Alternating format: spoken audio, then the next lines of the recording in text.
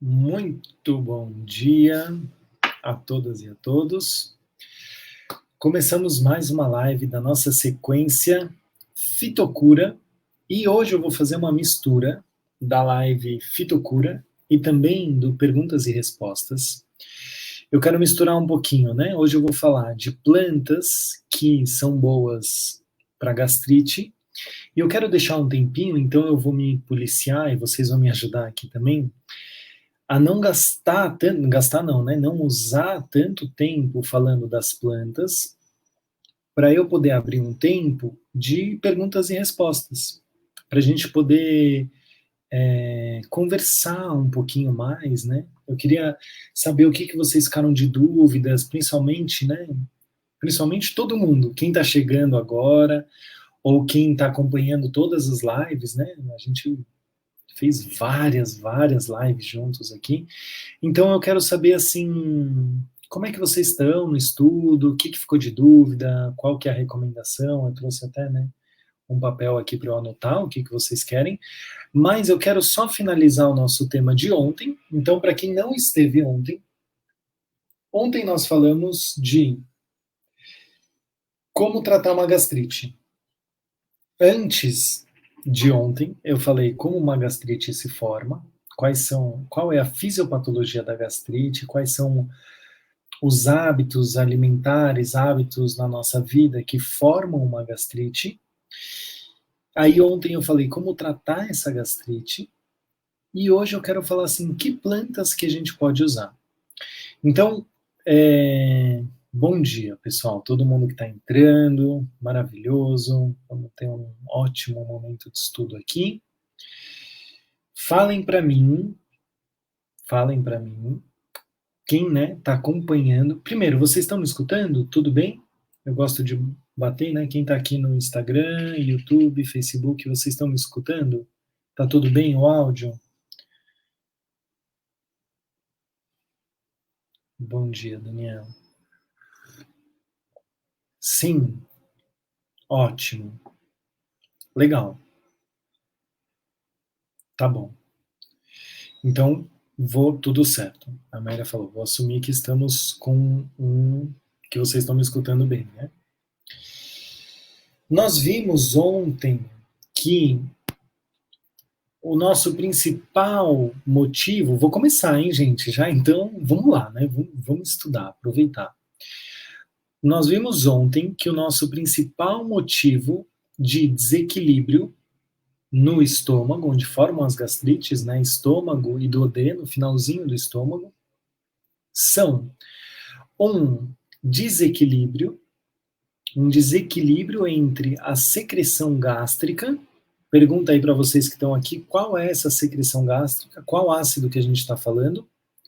Só para relembrar, assim.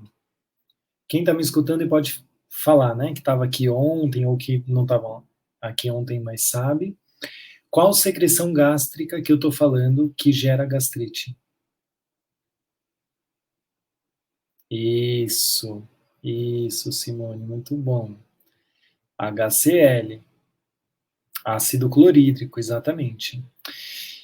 Isso, ótimo. Então a gente viu ontem que uma gastrite ela se forma principalmente pelo desequilíbrio de secreção do ácido clorídrico com a capacidade do estômago se proteger. Isso está claro? Porque a gente vai trabalhar nesses dois pontos. Ó, pessoal que está entrando e quem já está assistindo, o que que a gente viu que é o principal tratamento, o tratamento de escolha hoje em dia para as gastrites? Quem pode me falar? Quais são os tratamentos de escolha? O que que se usa hoje em dia? Tô com uma queimação, pirose, parte aqui alta do estômago, queimando. O que que se escolhe hoje em dia como tratamento, né? Tratamento de escolha que a gente chama.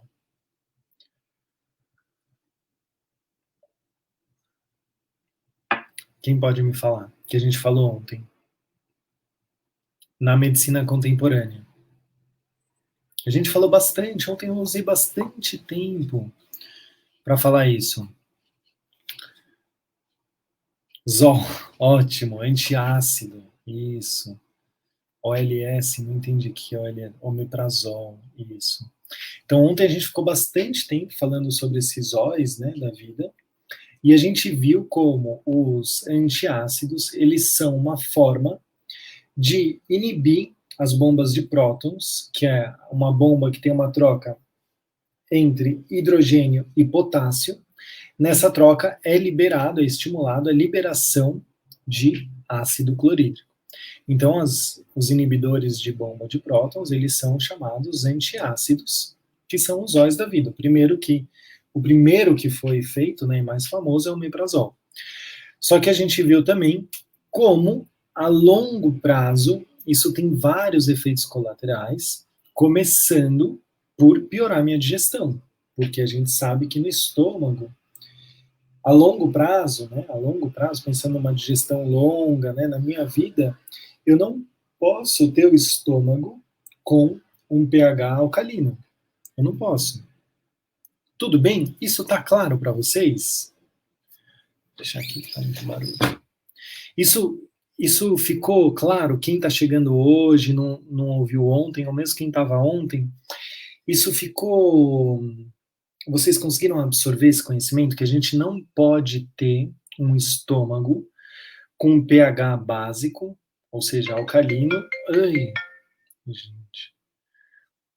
Preciso me acostumar a colocar no modo avião, né? Porque eu sempre começo as lives e me ligam. Né? Parece que é o momento de me ligar.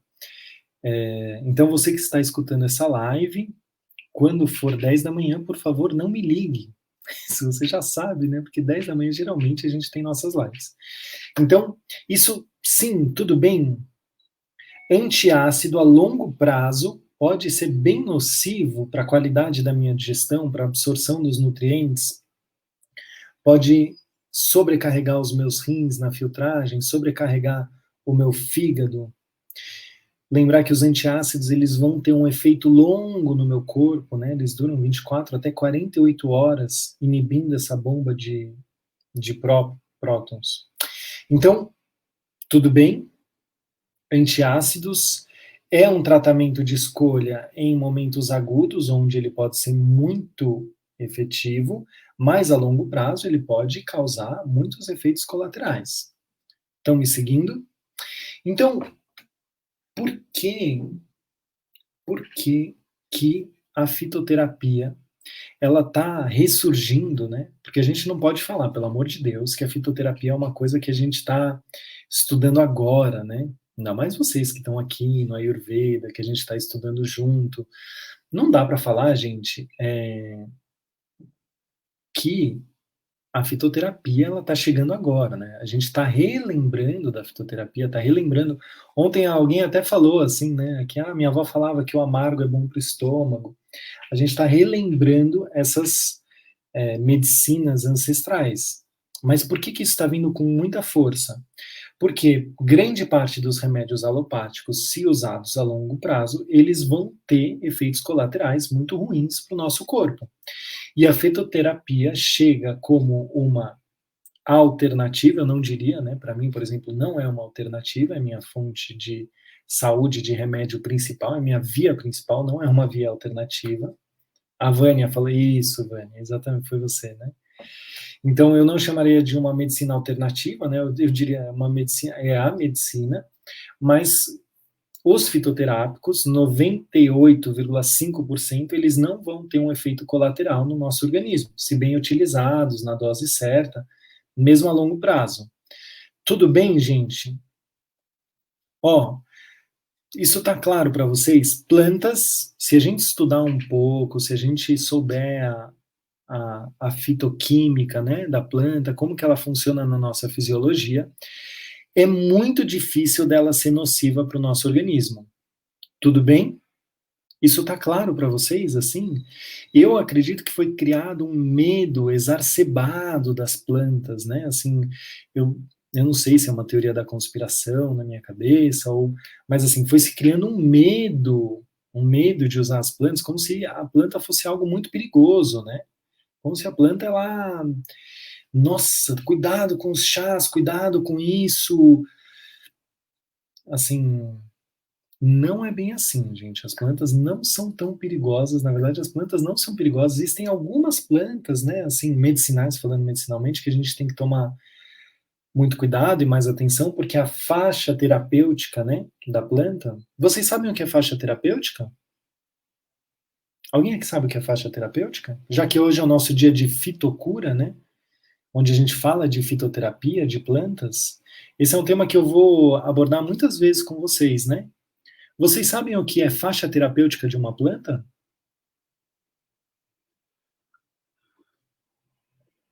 Tá. Então, legal. Olha só. Faixa terapêutica de uma planta é assim, né?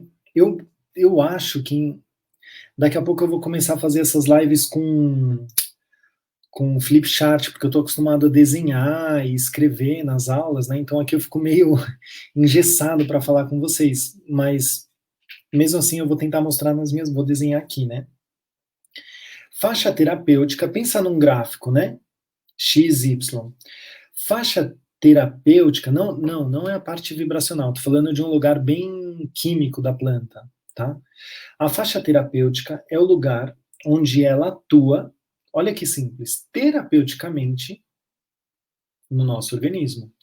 É a faixa de ação onde ela vai ter um efeito no órgão, tecido, sistema que a gente quer, onde ela vai ter a ação de cura dela. Então a gente tem uma faixa dose dependente, tempo dependente, tudo bem? A gente tem uma faixa. Então, ó, meu eixo, vocês vão ter que usar bastante a imaginação gráfica de vocês agora. Então eu tenho aqui, né, Y e X, e eu tenho uma onda. Eu tomei, fala uma planta, vamos usar uma planta como exemplo. Deem uma sugestão aí. Que planta que vocês querem usar como exemplo? Para a gente estudar a faixa terapêutica.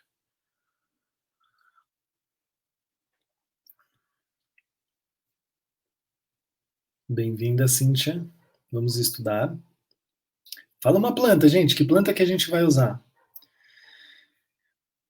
Camomila, boldo. Boldo. Legal. Boldo. Então já tivemos 2 boldos, vamos de boldo. Fiz a minha infusão fria do boldo, macerei o boldo, joguei água, deixei ela lá em infusão, gosto de deixar da noite pro dia, e tomei meu boldo. Tudo bem? Estão me acompanhando? Só isso, né? Macerei, joguei água, deixei lá descansando, foi tirando os princípios ativos medicinais dessa planta, passou para a água, eu tomei essa água. Ótimo. Os fitoquímicos do boldo vão entrar, vão começar a ter um efeito direto na minha boca, né? Estômago, e vão entrar na minha circulação. Passar pelo fígado, ser digerido, quebrado, entrar na circulação. A partir do momento que entra na minha circulação, eu vou ter um tempo de absorção desse boldo, então um tempo onde começa a aumentar a concentração na minha circulação, e tem uma hora que essa concentração começa a fazer efeito. Então começa a fazer efeito no meu organismo. Esse efeito vai durando, eu vou digerindo esse boldo, né? Ele vai passando pelo meu fígado, eu vou quebrando, digerindo. Chega uma hora, depois de um tempo, ele para de ter efeito de novo. Aí tá na hora de eu tomar uma outra xícara do boldo. Entenderam por que algumas plantas a gente toma uma vez por dia, 2 vezes, 3 vezes? Ah, toma 3 xícaras de chá durante o dia, de manhã, depois do almoço e antes de dormir. Ah, toma uma vez de manhã, uma vez antes de dormir. Eu estou falando da faixa terapêutica, o tempo que isso vai ficar ativo nos meus tecidos. Certo?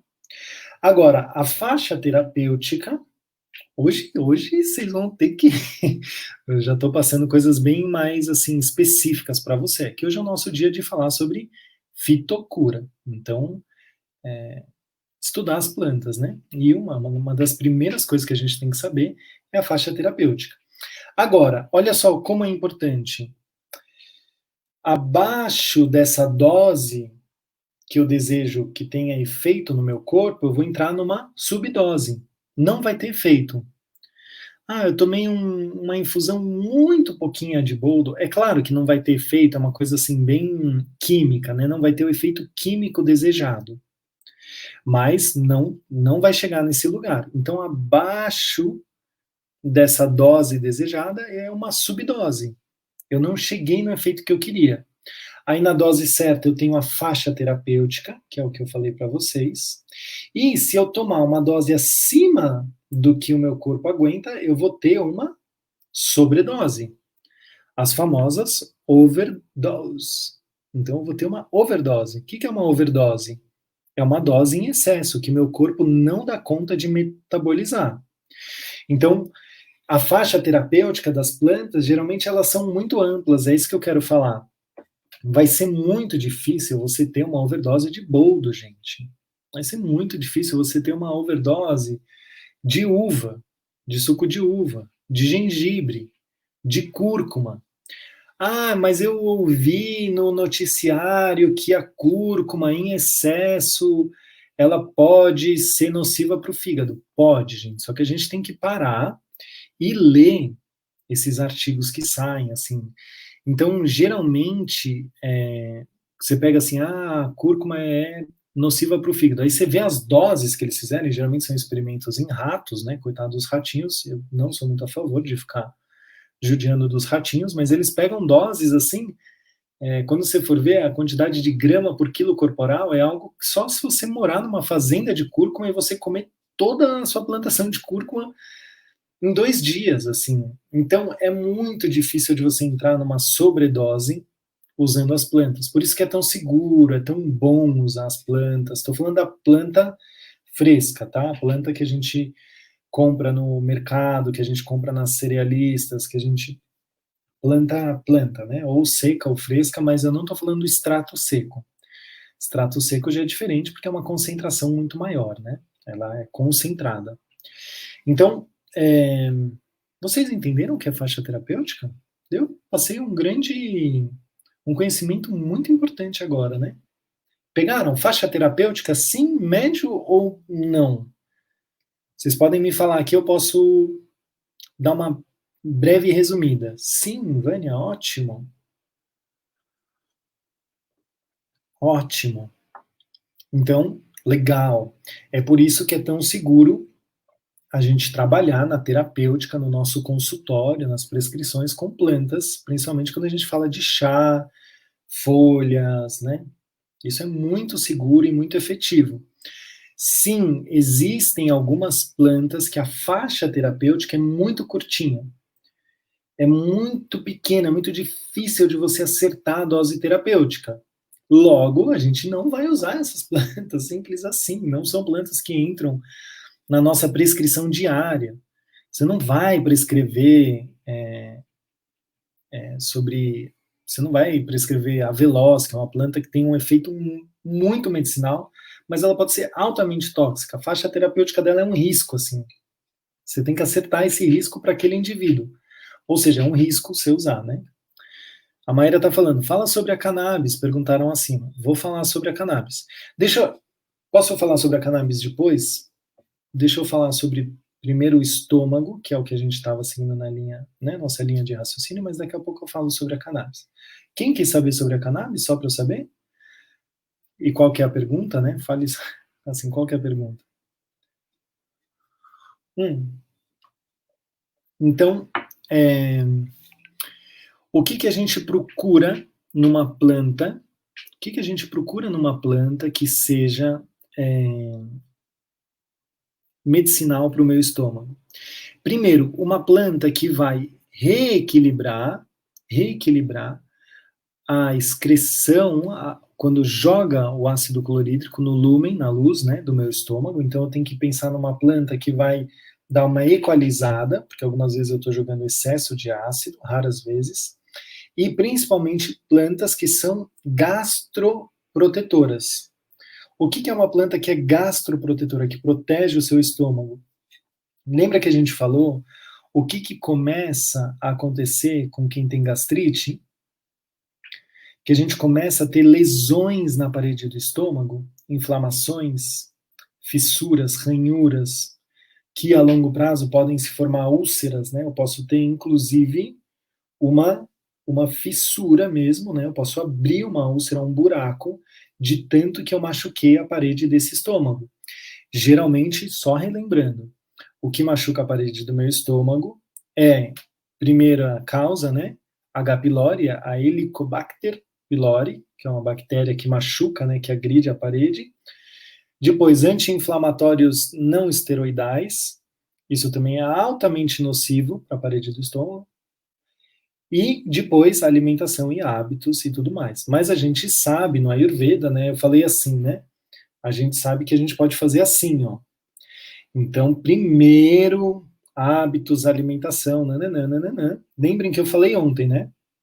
Se a gente fizer um exame do nosso tubo digestivo, a grande maioria aqui, calma, não se assustem, vão identificar H. pylori. A gente, né? Provavelmente quase todos nós temos. Em algumas pessoas se manifestam, em outras não. Em quem se manifesta? Em quem não está com seu sistema imune bem protegido, bem forte. No Ayurveda, como se chama isso? Ojas. Então, para quem não está com ojas bem potente, vai ficar mais suscetível a essa bactéria, ou mais suscetível aos remédios, e vai entrar nesse lugar de machucar a parede do estômago. Estamos me acompanhando? Então, principalmente plantas que reequilibrem a liberação de ácido clorídrico dos sucos gástricos, mas, mais do que isso, plantas que protejam a parede do estômago, que sejam gastroprotetoras, como eu falei, que sejam cicatrizantes dessa mucosa. Dou-lhe uma, vamos lá, hein? Antes de eu começar a falar, dou-lhe uma, dou-lhe duas, dou-lhe três. Quais são as plantas que são gastroprotetoras, que vocês sabem? Deixa eu ver aí o que, que vocês estão utilizando, ou o que, que vocês já ouviram falar. Se vocês começassem a ter um incômodo no estômago, que planta que vocês usariam?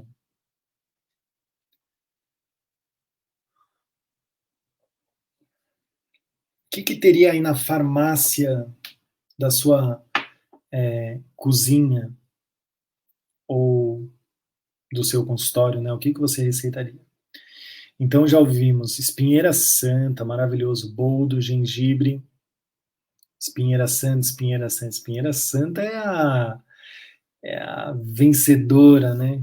Camomila, ótimo, hortelã, boldo, espinheira santa, boldo, camomila, romã, ótimo, romã, erva doce, ótimo, se erva doce é ótimo, boldo, manjericão, losna, espinheira, erva baleeira, camomila, batata doce. A batata, sim, batata doce, pepino. Mas a gente, enfim, sim, batata doce, espinheira santa, hortelã, camomila, boldo, erva doce, cominho, coentro, sim, coentro bem mais do que cominho.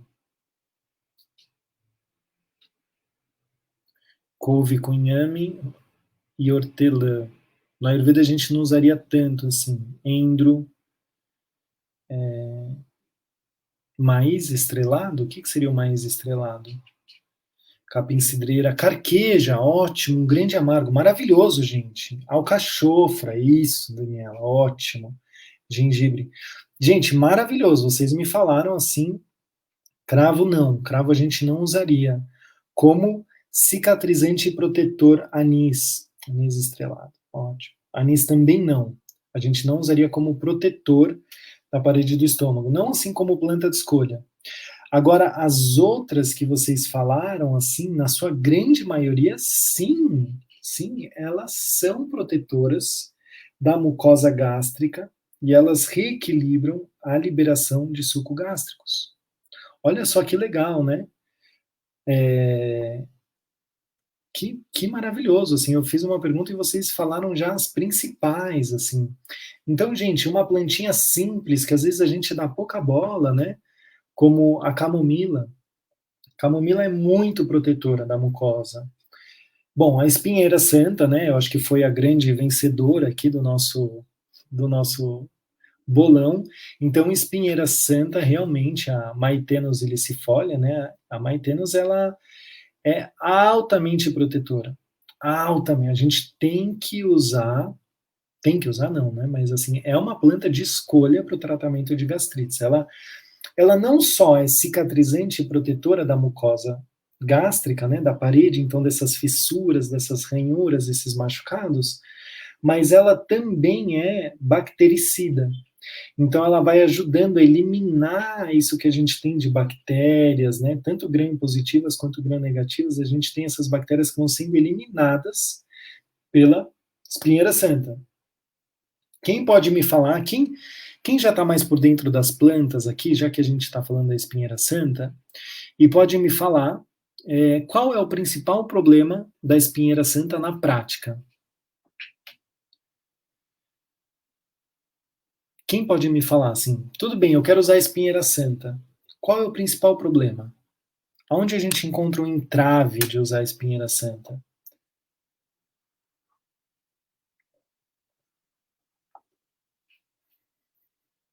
Tem que tomar muito. Não tanto, Nara. Dá para tomar uma dose assim. A faixa terapêutica dela não é um absurdo. Qualquer dosha. Calma, vamos deixar os doshas assim de fora, mas a princípio sim, todos os doshas podem. Muito adstringente, onde achar faixa terapêutica. Então eu vou falar para vocês, gente, qual que é o grande problema real da espinheira santa. Espinheira santa, por né, ela ter sido assim muito estudada no Brasil, né? Espinheira santa é uma planta principalmente estudada no Brasil. Muito estudada no Brasil. Ela acabou sendo ela é muito adulterada nas lojas. Grande parte do que a gente encontra em lojas cerealistas, a granel, que tem lá a espinheira santa, não é espinheira santa, é adulterado, infelizmente. Então tem várias plantas, né, que são muito parecidas com a espinheira santa. Até eu tenho vou contar né, uma história bem sobre isso, né? Eu tenho um companheiro de estudo, é um senhor lá em Ubatuba, um caiçara mesmo, assim, do mato, e a gente gosta muito de estudar as plantas juntos, assim.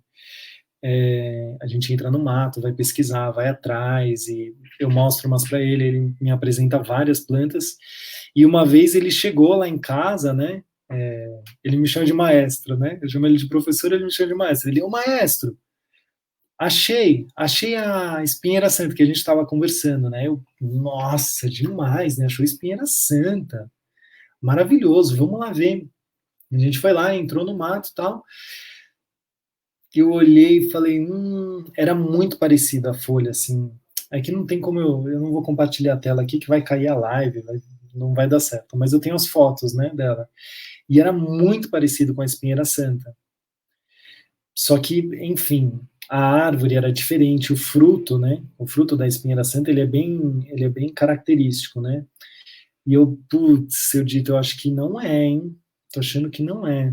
E aí a gente foi pesquisar, eu fui estudar, e aí, inclusive, né, encontrei um artigo muito bom.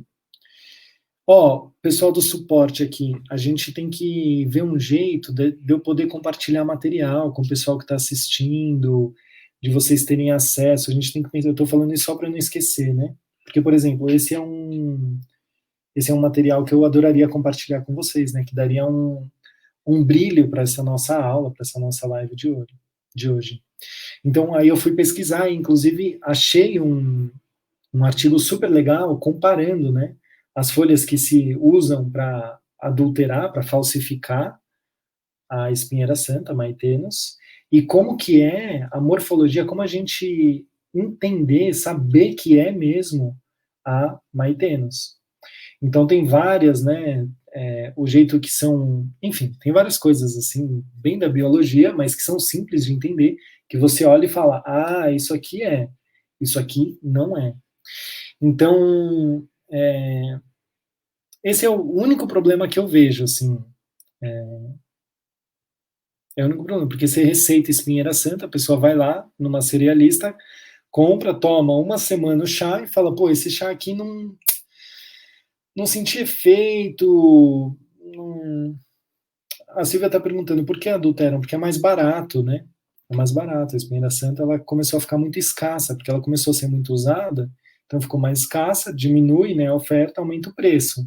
Então a gente pega outras folhas que tem aí que não são procuradas, porque não são medicinais, então, né, a oferta delas é grande, porque ninguém quer tomar. Aí você mistura ali e fica muito mais barato.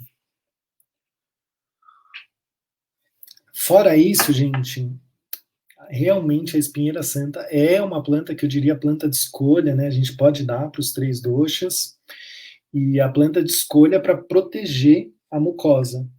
Mas várias marcas, assim, né? Eu não vou fazer propaganda aqui, eu nem sei se eu posso ou não posso. Depois, hoje eu vou ter que ter uma reunião aqui com o nosso staff, assim. Mas, enfim, tem várias marcas fitoterápicas, né? Que são distribuídas Brasil afora, que são muito de confiança, né? Que aí a gente vai encontrar em lojas mais especializadas, até em Mundo Verde, farmácia de manipulação, geralmente é muito confiável.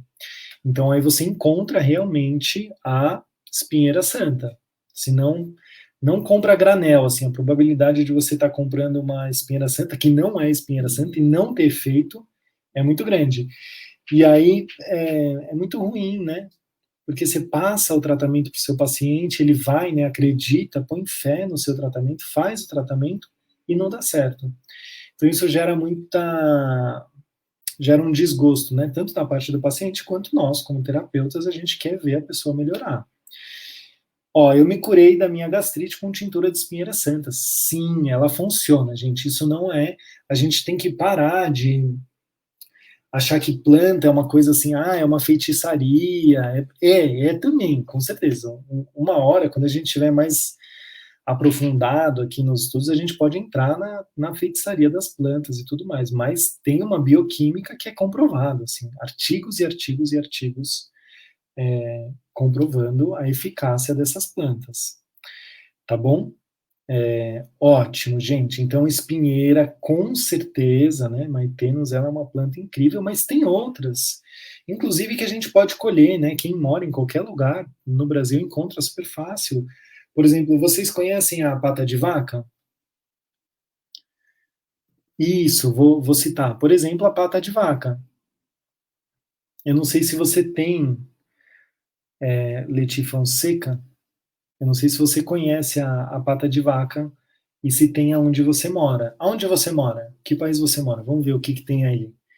Mas, por exemplo, a pata de vaca, ela é super protetora da mucosa gástrica. Super.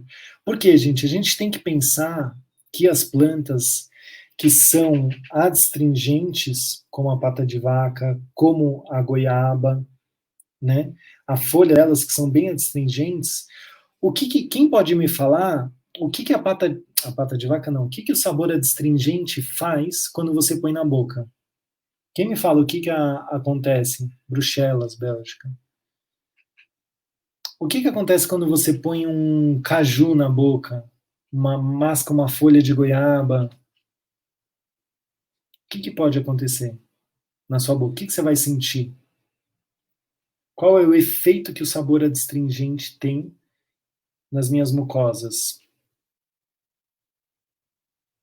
Aperta, ótimo, Daniela. Ótimo. Amarra. Exatamente. Fecha, né? Amarra. Então é esse amarra aqui, no Ayurveda esse amarra tem um nome, né? Das gunas, das qualidades, que a gente chama de stambana, ele causa uma constrição, ele fecha. Isso que vai fechar, cicatrizar os cortes, seja interno, seja externo. Então, isso seca, né? Ele fecha, seca, assim. Então, isso é muito cicatrizante. Então, né, a folha de goiaba, a pata de vaca, elas são bem boas para cicatrização da mucosa gástrica. A única atenção que a gente tem que tomar, bem importante, é que, como ela fecha, né, ela amarra isso que elas causam secura, exatamente, isso seca também todas as mucosas, né? Então, para quem tem uma tendência a ter intestino preso, ela pode prender mais o intestino. Inclusive na Índia, né? Quem já foi para a Índia, principalmente há bastante tempo atrás, quando era mais bruto, nossas viagens para a Índia, assim, primeira coisa que a gente fazia chegando lá, hoje eu tô cheio das histórias, né, para você contando histórias, mas enfim, é para ilustrar, né, nossa live. Então, a primeira coisa que a gente fazia, porque principalmente há mais tempo, né, ainda não tinha toda essa, não era, a gente não ia em lugares tão limpinhos, assim, né, tão bem preparados, tal, a comida era mais bruta, coisa da Índia mesmo. Então, as infecções eram muito recorrentes e com as infecções muita diarreia, assim, né, isso era muito comum, diarreia, diarreia. E a primeira coisa que a gente fazia chegando é comprar um saquinho que tem lá que chama Dadimadi, Dadimadi Churna. Dadima, né? Dadima é a romã. Então, é o pó do branco da romã. Vocês já experimentaram o branco da romã? Tem que experimentar, é um adstringente muito importante. Ele seca muito, né? É um adstringente muito forte. Não a fruta da romã, o branco da romã.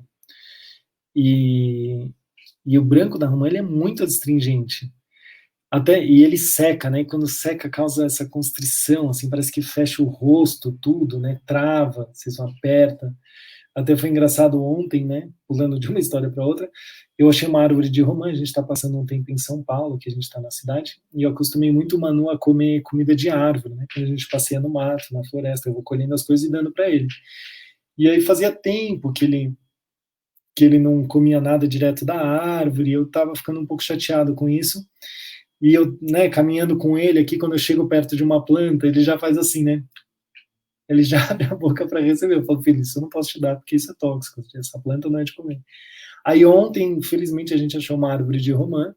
Colhemos a romã. A romã do Brasil ela é muito mais amarga e adstringente do que a romã da Índia. E aí eu abri, estava dando para ele, e ele queria comer uma parte que tinha o branco, né?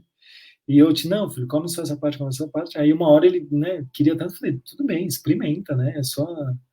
É seu direito de experimentar o que você quiser. E aí ele comeu a parte, gente, mas ele fechou assim, ó, o rosto ficou, porque é aquele adstringente, né?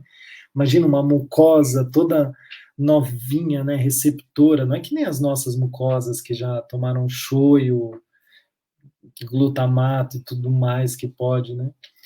Então, uma mucosa muito virgem ainda, né? E aí esse adstringente aqui secou e ele fechou toda a boca.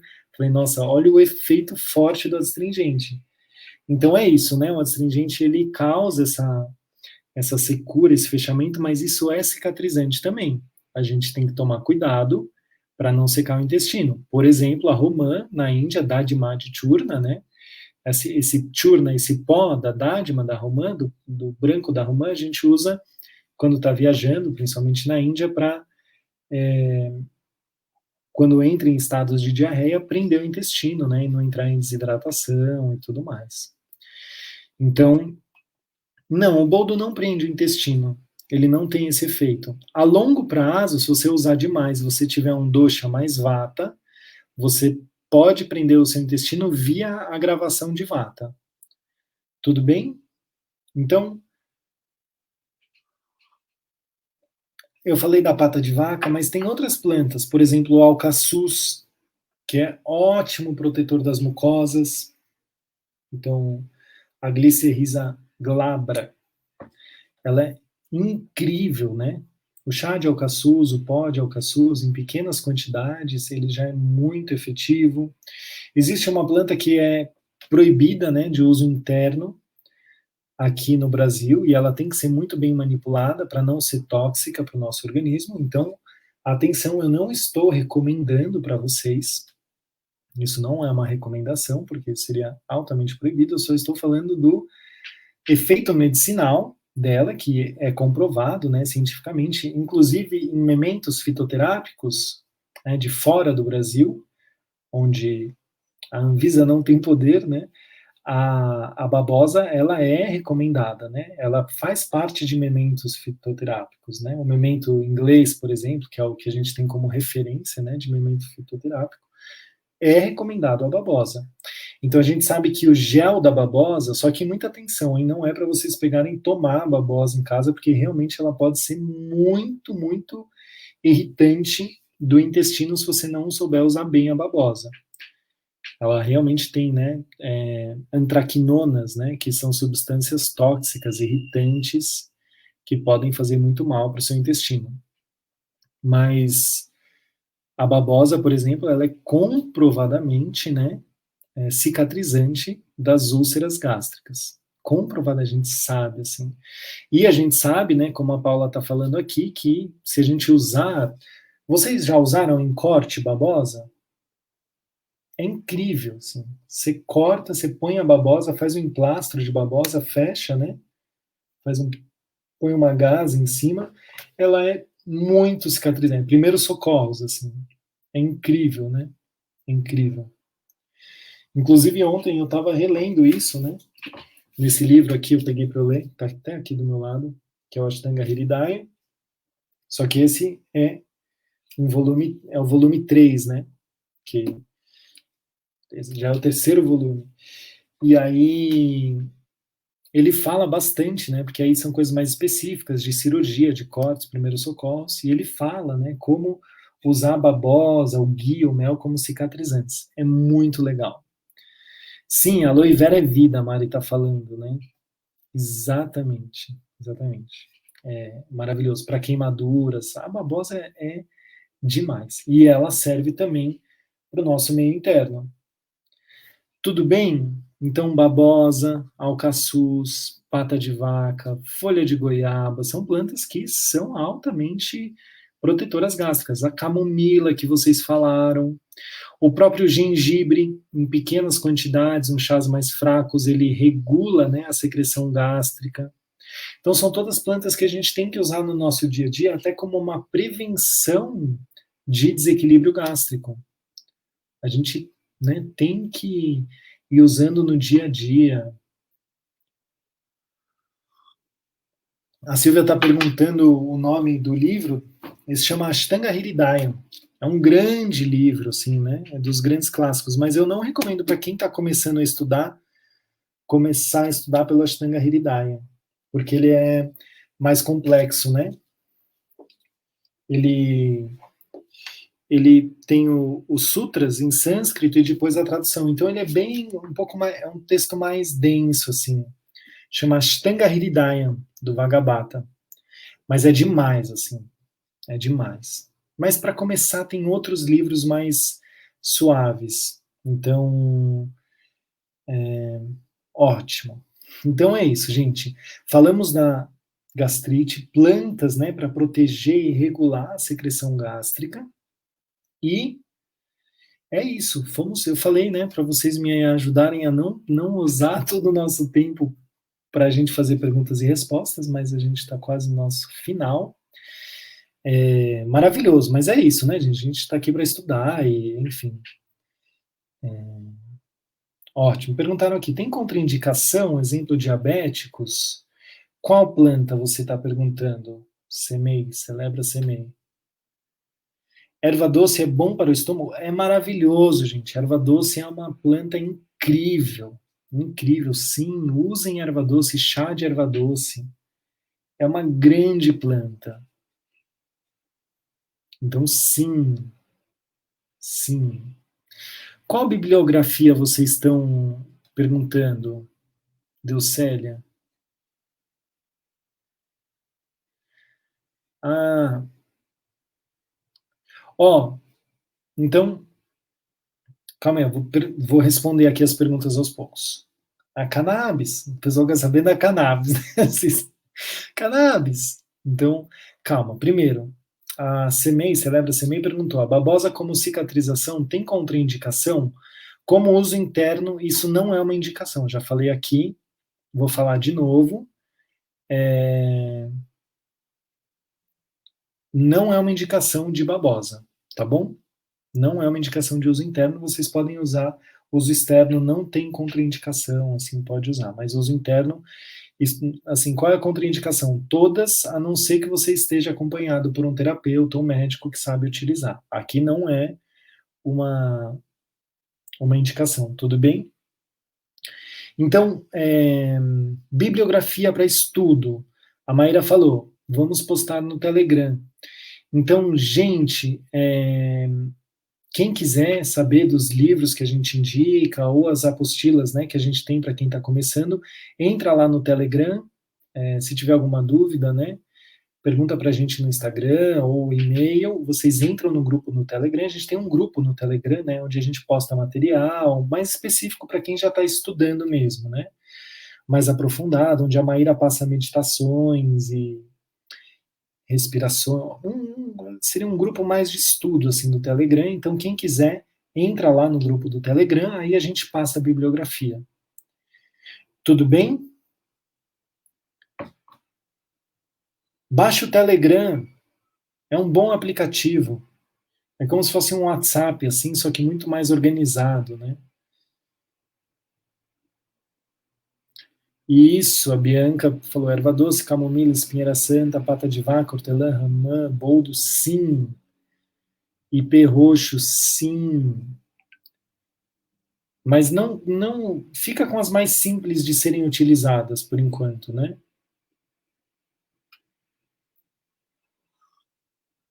Vocês têm mais alguma pergunta, gente? 2 minutinhos de pergunta, né? Para eu ter tempo de finalizar também, encerrar a nossa live. Vocês querem.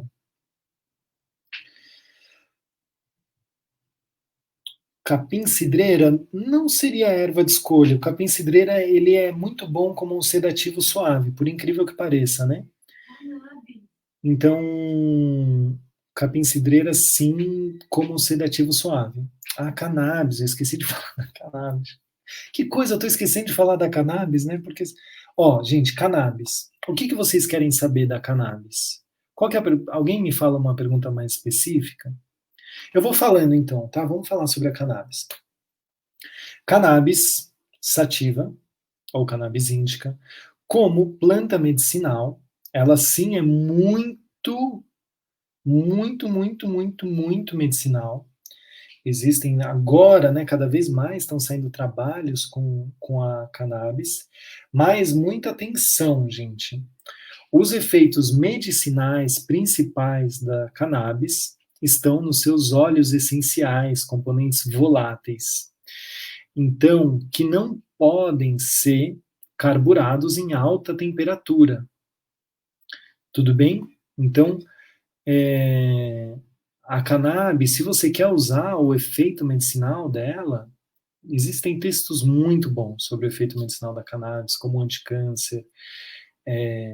Nossa, o óleo, né, da cannabis para doenças vata é incrível, assim. Tem efeitos muito potentes, mesmo, né? Para Parkinson, Alzheimer, dores articulares. Assim, resultados de fibromialgia, pessoas que sofriam de fibromialgia há anos e não melhorava, com a cannabis e, claro, né, uma dieta bem recomendada, uma anti-ama, antitoxina, tem um efeito muito medicinal. Só que a gente está falando do efeito medicinal da cannabis pelos óleos. Óleos ou não carburadas em cigarro, né? Cigarro, assim, que enrola e fuma, porque isso você carbura e perde a maior parte dos efeitos medicinais. Não estou falando, pode ser muito lúdico e pode ser muito gostoso e relaxante para uns, e estimulante mental, abrir o campo artístico, isso também é medicinal, né, de um certo ponto, assim, claro. Mas se a gente está pensando na bioquímica da cannabis, o ideal de utilização é ou em óleo de cannabis, né? E aí, claro, na Ayurveda a gente indicaria um óleo de cannabis de espectro total. Que isso quer dizer? Não usar um óleo de cannabis só CBD, só isso, só aquilo, porque quando você separa a planta, e esse é um dos grandes problemas, né, da medicina contemporânea se apropriando de uma fitoterapia ayurvédica, né, ancestral, é que já começa a fazer disso uma alopatia. Então eu começo a separar princípios ativos, por exemplo, eu pego a cúrcuma, que é uma planta muito medicinal, como planta inteira, e separo a curcumina. Aí separo a curcumina e dou a curcumina. Isso não é usar cúrcuma como planta medicinal, né? Isso é usar curcumina que não tem os efeitos potentes como a planta inteira. Diga-se, né, muito enfaticamente, todos os trabalhos, a maior parte dos trabalhos bem feitos científicos com cúrcuma é da cúrcuma culminoides totais, ou seja, da planta inteira. A cannabis a mesma coisa, se você quer o efeito medicinal dela, o importante é usar a planta como um todo, né? Então, você pega um óleo de cannabis, de preferência de espectro total. Isso tem vários efeitos anti-vata, né? Antidor, antitensão, anticolites, inflamações, é super. Então, no Brasil não tem óleo de cannabis, correto? Não, no Brasil tem óleo de cannabis. Tem. Hoje em dia a gente já tem algumas associações legais, né? Associações que produzem cannabis e pode ser vendido com uso medicinal. Você tem que ter uma prescrição médica, você se inscreve na Anvisa e você pode usar cannabis hoje em dia no Brasil. A gente está rastejando nisso ainda, a gente está muito atrás, né? Isso é muito. Não, copaíba parecido com cannabis? Não, não, não. Diferente, gente. São dois óleos muito medicinais. Eu amo óleo de copaíba, sou apaixonado, né? Sempre tenho comigo na minha farmacinha, assim, pessoal, mas não tem esses mesmos efeitos, é um pouco diferente. Então você pode se encontrar, tem algumas associações muito sérias no Brasil que trabalham com a cannabis, que extraem um óleo, que você pode comprar inclusive a flor, né, da cannabis. E aí como que você usa, né, se não for em óleo? Vaporizado. Então se você quer fumar a cannabis, que seja vaporizada. Porque aí você escolhe, né, os melhores vapors, que se chama, né, que você vaporiza em vez de carburar. Você vaporiza, você pega o vapor da cannabis, olha que coisa linda, né? Você pega o vapor da planta, né? Você esquenta até uma certa temperatura, você vaporiza ela, e aí você vai ter vários efeitos medicinais. Então, se você quer fumar, que seja vaporizado, né? Não carburado, porque aí você perde grande parte desses efeitos medicinais da cannabis. E aí, claro, que a gente tem esses efeitos, né, anti-inflamatórios, de tirar dor, de relaxar o corpo. É uma planta muito boa de ser utilizada, assim. Tem um médico, né, estrangeiro, um grande médico, eu adoro ele, ayurvédico, que isso nunca aconteceu comigo, mas falam que ele receitava muito, né, a cannabis. É um cara que estudou, assim, muito, fez faculdade de medicina, morou lá, né, não é um médico indiano, mas ele é muito bom, e falam que ele receitava muito ghee medicado com cannabis, fervido, né, com cannabis, para as dores de vata. Só que parece que ele dava um ghee muito forte com cannabis e as pessoas ficavam muito malucas durante muito tempo. Então também não é isso que a gente quer, né? A gente quer hoje em dia a gente tem óleos bem concentrados que você não entra em estados alterados de consciência e que tem esse efeito medicinal. A Nara falou, boa dica da vaporização. Sim, Nara, é totalmente diferente. Totalmente diferente.